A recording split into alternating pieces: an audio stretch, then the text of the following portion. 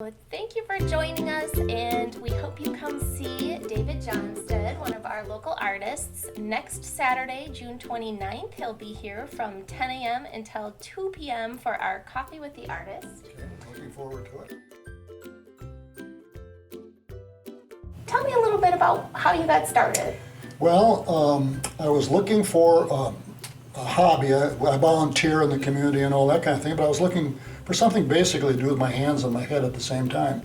And I was walking down Main Street one day, about a year and a half, 2 years ago, and stopped into a glass place. And I said, "You don't happen to give lessons on doing glass, do you?" He said, "Yeah, I give lessons." I said, "Oh, really?"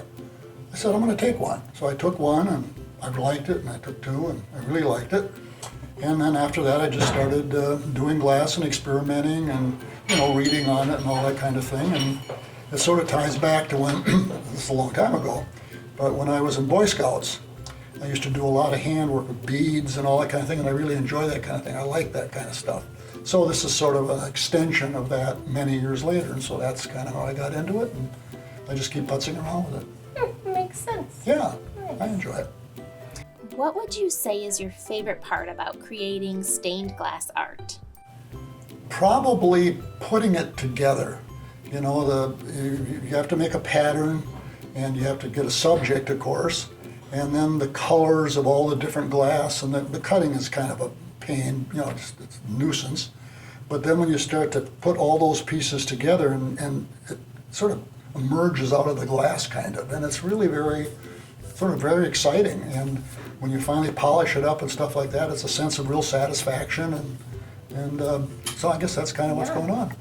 Yeah, they really do seem to come to life, because a lot of the designs you have are lifelike. Yep. You've got the birds and the butterflies and a lot of the I'm not too much animals. into geometric stuff right now. I might at some point in time, but right now I just kind of see something out wherever and and do it.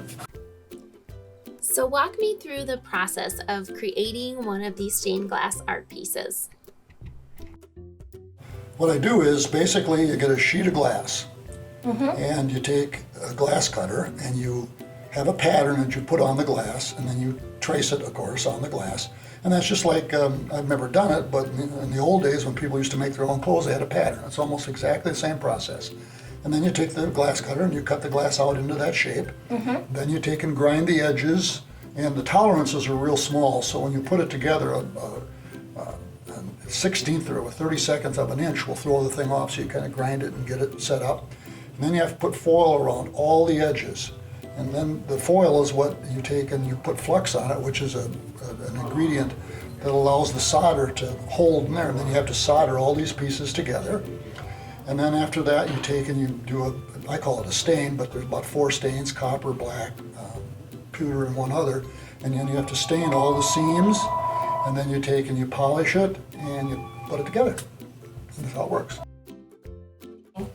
So about how much time does it take to make, say, that cardinal behind you? Oh, there's probably from design to getting it hung on the window, 12 hours.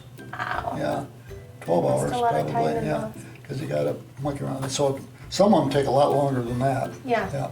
So you never get your time back out of it. I mean, Right. that's just a given. Yeah. If I was a machine, you would, but I'm not. So Yes. Well, thank goodness you enjoy it. yeah, I do. Yeah, I do very much. Very cool. Come see more from our local artist, David Johnston, Saturday, June 29th from 10 until 2 at the Treehouse.